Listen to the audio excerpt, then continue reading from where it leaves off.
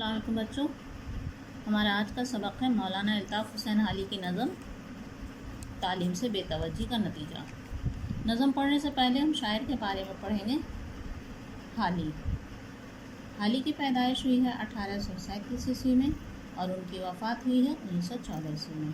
اس سن کو بچوں یاد رکھیں۔ الطاف حسین حالی پانی پت میں پیدا ہوئے۔ ان کی جائے پیدائش ہے پانی پت۔ ان کی ابتدائی تعلیم وطن میں اور کچھ تعلیم دہلی میں ہوئی۔ ابتدائی تعلیم کچھ انہوں نے پانی پت میں حاصل کی اور کچھ دہلی میں۔ وہ اردو کے ادبی نظریہ ساز، ناقد، سوانح نگار اور صاحب طرز انشا پرداز ہیں۔ شاعر کی حیثیت سے بھی ان کا مرتبہ بلند ہے۔ وہ ایک سوانح نگار اور ناقد اور انشا پرداز بھی ہیں، اور لیکن اس کے ساتھ ساتھ ایک مشہور شاعر بھی ہیں۔ ان کا اصل کارنامہ یہ ہے کہ انہوں نے اردو شاعری کو نئی راہوں پر لایا، غزل اور قصیدے کی خامیوں کو واضح کیا۔ ان کی غزلیں اور نظمیں لطف و اثر کے اعتبار سے اعلیٰ درجے کی ہیں۔ ان کے کلام میں سادگی، دردمندی اور جذبات کی پاکیزگی پائی جاتی ہے۔ ان کی 4 اہم کتابیں حیات سعدی، مقدمہ شعر و شاعری، یادگار غالب اور سرسید کی سوانح اور حیات جابر ہیں۔ یہ 4 کتابیں مشہور ہیں۔ مولانا حالی شعر و ادب کو محض مسرت حاصل کرنے کا ذریعہ نہیں سمجھتے۔ مولانا حالی کی نظر میں یعنی شاعری صرف مسرت، چند لمحوں کی مسرت یا خوشی حاصل کرنے کا ذریعہ نہیں، بلکہ وہ شاعری کی مقصدیت کے قائل ہیں۔ بلکہ شاعری یعنی جو شاعری کرے اس میں ایک مقصد ہونا چاہیے، ایک پیغام ہونا چاہیے۔ ان کا خیال تھا کہ شاعری زندگی کو بہتر بنانے میں مددگار ہو سکتی ہے اور دنیا میں اس سے بڑے بڑے کام لیے جا سکتے ہیں۔ وہ شاعری کے لیے تخیل، مطالعہ کائنات اور مناسب الفاظ کی جستجو کو ضروری سمجھتے تھے۔ حالی کو غالب، شیفتہ اور سید کی صحبت حاصل تھی، جس سے ان کے تنقیدی شعور کو جلا ملی۔ حالی نے ایک طویل نظم مدرجہ اسلام مسدس کی شکل میں لکھی۔ یہ ان کی مشہور مسدس ہے، جس کے بارے میں سر سید نے کہا کہ قیامت کے دن جب خدا پوچھے گا کہ تو کیا لایا ہے، تو میں کہوں گا کہ حالی سے مسدس لکھوا کر لایا ہوں۔ اب یہاں نظم ہے تعلیم سے بے توجہی کا نتیجہ۔ اس نظم کے ذریعہ مولانا حالی نے ہمیں ایک پیغام دیا ہے اور یہ بتایا ہے کہ تعلیم سے اگر ہم تعلیم حاصل نہیں کریں تو اس سے ہم کیا کیا نقصان اٹھاتے ہیں۔ چلیے نظم پڑھتے ہیں۔ جنہوں نے کہ تعلیم کی قدر و قیمت، نہ جانی مسلط ہوئی ان پہ ظلمت، ملوک اور سلاطین نے کھوئی حکومت، گھرانوں پہ چھائی امیروں کے نکھت، رہے خاندانی نہ عزت کے قابل، ہوئے سارے دعوے شرافت کے معطل۔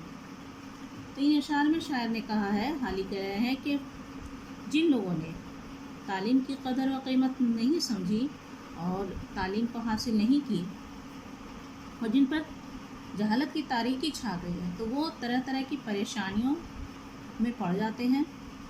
ان کے ساتھ سلطنتیں یا پھر ملک، وہ سب بادشاہتیں، حکومتیں سب ختم ہو جاتی ہیں، اور جو لوگ امیر ہیں تعلیم سے اگر نہیں حاصل کرتے ہیں تو وہ جو امیر ہیں وہ غریب بن جاتے ہیں، اور یہاں تک کہ ایسا ایک وقت آتا ہے کہ وہ جو سلطنت کرتے تھے، جو حکومت والے تھے، وہ ایک دن بھیک مانگنے لگتے ہیں اور ان کی شرافت کے سارے دعوے ختم ہو جاتے ہیں۔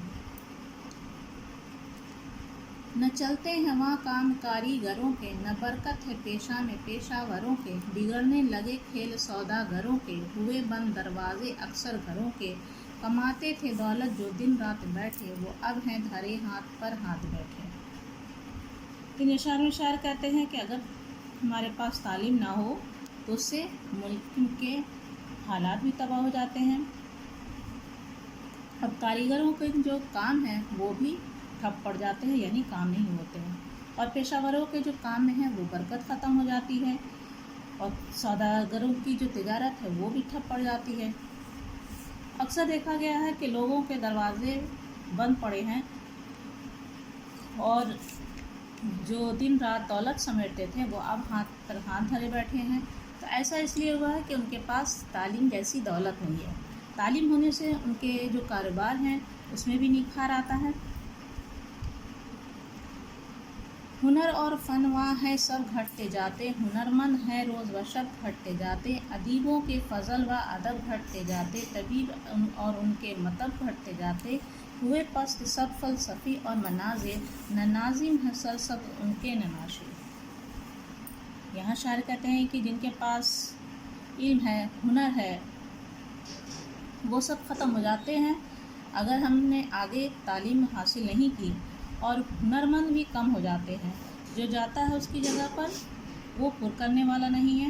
ادیبوں کے جو فضل ہے، کمال ہے، اس میں بھی کمی آتی جاتی ہے. اس لیے ہے کہ تعلیم ہم حاصل کرتے رہیں، تعلیم کو کبھی چھوڑے نہیں. اور اگر اچھے پڑھے لکھے حکیم نہیں ہیں، اس لیے کیا اس کے وجہ کیا ہے کہ وہ آج کوئی اس طرح کا تعلیم حاصل نہیں کر رہا. تو ان کے جو تعلیم حاصل نہیں کر رہا، ویسے مطلب میں بھی مریضوں کی کمی ہے. اور جتنے بھی فلسفی ہیں یا پھر ادیب ہیں، یہ سب اہل علم ہیں، سب یعنی اہل قلم، سب کا زوال ایک دن یعنی لازمی ہو جاتا ہے اگر ان کے پاس علم کو آگے حاصل نہیں کرتے ہیں. اور اگر ایک پہننے کو ٹوپی بنائیں تو کپڑا وہ ایک اور دنیا سے لائیں، جو سینے کو وہ ایک سوئی منگائیں تو مشرق سے مغرب میں لینے کو جائیں. ہر ایک شے میں غیروں کے محتاج ہیں وہ، میکینک کی رو میں انتاراج ہیں وہ. ان اشعار کے ذریعے شاعر نے یہ سمجھایا ہے کہ یہ نظم اس وقت لکھا گیا ہے جب ہم غیر ملک کے محتاج تھے. تو شاعر یہ بتانے کی کوشش کی ہے کہ اگر ہم تعلیم حاصل نہیں کریں تو تعلیم کے ذریعہ جو ہم دنیا میں ترقی کریں گے وہ نہیں ہوگا. اگر ہم تعلیم کی طرف دھیان نہیں دیں گے تو ایک سوئی کے لیے بھی ہم دوسرے ملک کے محتاج رہیں گے. تو ان اشعار میں شاعر نے یہ کہا کہ اگر ایک ٹوپی بنانا چاہیں تو اس کا کپڑا بھی یا پھر ایک سوئی کے لیے بھی ہم مغرب سے منگاتے ہیں، مغرب دوسرے ملک سے منگاتے ہیں، اور ہم معمولی چیزوں کے لیے ان پر ہم منحصر رہتے ہیں، ان کے محتاج رہتے ہیں.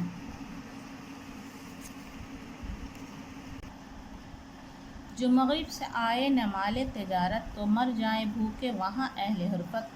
تجار پر بند راہ معیشت، دکانوں میں ڈھونڈے نہ پائیں بازار.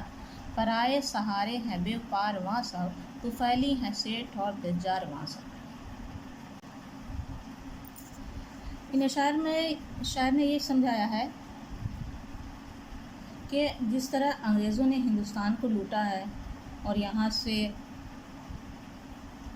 کچا مال ولایت جاتا اور وہاں سے سامان بن کر آتا، تو اگر وہاں سے یہ سامان نہیں آتا تو ولایت کے کاریگر اور دوسرے کام کرنے والے بھوکے مر جاتے اور وہاں کے تاجروں کی تجارت بند ہو جاتی، تو دکانیں سب خالی پڑی رہ جاتی، اور جتنے لوگ عیش و عشرت کی زندگی گزار رہے ہیں وہاں کے تاجر اور سیٹھ یہ سب ہماری بدولت اپنا گزارا کر رہے ہیں. یہ ہے ترک تعلیم کی سب سزائیں، وہ کاش اب بھی غفلت سے باز اپنی آئیں. مبادا راہ عافیت پھر نہ پائیں، کہ ہیں بے پناہ آنے والی بلائیں. ہوا بڑھتی جاتی سر رہ گزر ہے، چراغوں کو فانوس بن اب خطر ہے. حال ہی نے ان اشعار کے ذریعے بتایا ہے کہ تعلیم پر توجہ اگر ہم نہ دیں یا پڑھنے کی بدولت ہم یہ پڑھنے لکھنے کی طرف ہم دھیان نہ دیں تو ان سے ہمیں بہت ساری سزائیں کاٹنی پڑتی ہیں، بہت ساری پریشانیاں آ جاتی ہیں.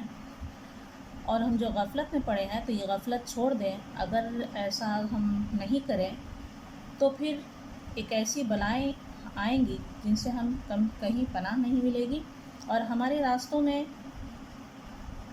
دشواریاں بڑھتی جائیں گی، اور وہ چراغ جن کی حفاظت کا کوئی سامان نہیں ہے وہ کہیں نہ کہیں بجھ نہ جائے.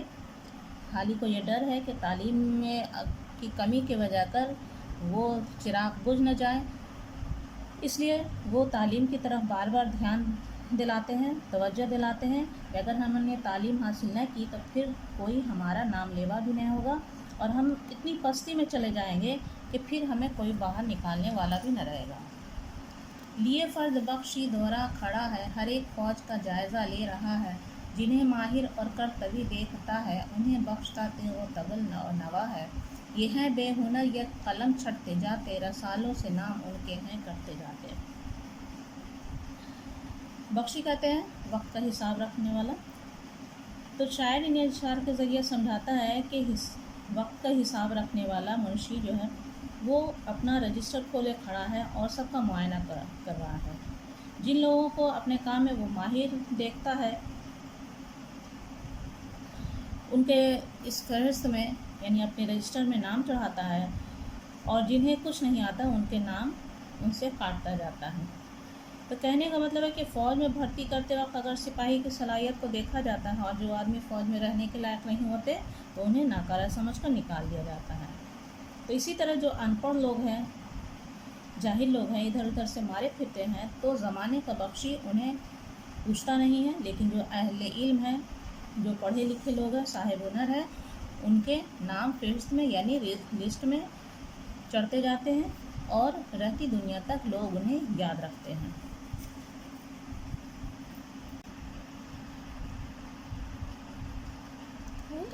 इस नज़म के कुछ मुश्किल अल्फाज हैं। बेतवज्जी माने ध्यान न देना, ताल्लुक़ न रखना। मुसल्लत माने छाया हुआ, हावी। निकबत माने मुफलिसी, बदहाली, फारी। जुल्मत माने अंधेरा, तारीकी। बातिल माने झूठ, पेशा वो काम जो रोज़ी कमाने के लिए किया जाता है। फजल माने बुजुर्गी। तबीब यानी इलाज करने वाला, मतलब यानी दवा खाना। नाशिर फैलाने वाला यानी किताबें छापने वाला। नाजिम इंतज़ाम करने वाला, सेक्रेटरी के मानी में भी मुस्तमिल है। ताराज माने बर्बाद। अहले हुरफत माने कारीगर। तज्जार माने ताजिर की जमा है, तिजारत करने वाला। मईशत माने कारोबार, रोज़ी। बज़ात माने पूंजी, सामान। तुफैली माने फिरबुलाए मेहमान। मबादा माने कहीं ऐसा ना हो, खुदा न खास्ता। राय आफियत यानी बचाव का रास्ता। तबल माने नकारा। नवा माने आवाज़। रसालो माने रसाला की जमा है, फौजी दस्ता रसालों को कहा गया है। तो इस नज़म में बच्चों हिंदुस्तानी कौम की तालीम से दूरी को मौजू बनाया है शायर ने, और ये बताया कि किसी भी फ़र्द, जमात, कौम और मुल्क की तरक्की के लिए तालीम बहुत ज़रूरी है। दुनिया के वही ममालिक और कौमें खुशहाल और तरक्की पजीर हैं जहाँ के शहरियों में हर तरह की तालीम और हुनर, इल्म व हुनर मौजूद है। तो इसलिए तालीम ज़रूरी है। तालीम हमारी ज़िंदगी को निखारती है। तो बच्चों आज का सबक था तालीम से बेतवज्जी का नतीजा। आज हमने शायर के बारे में पढ़ा और नज़म को समझा। इंशाअल्लाह अगली वीडियो में आपसे जल्द मुलाकात होगी।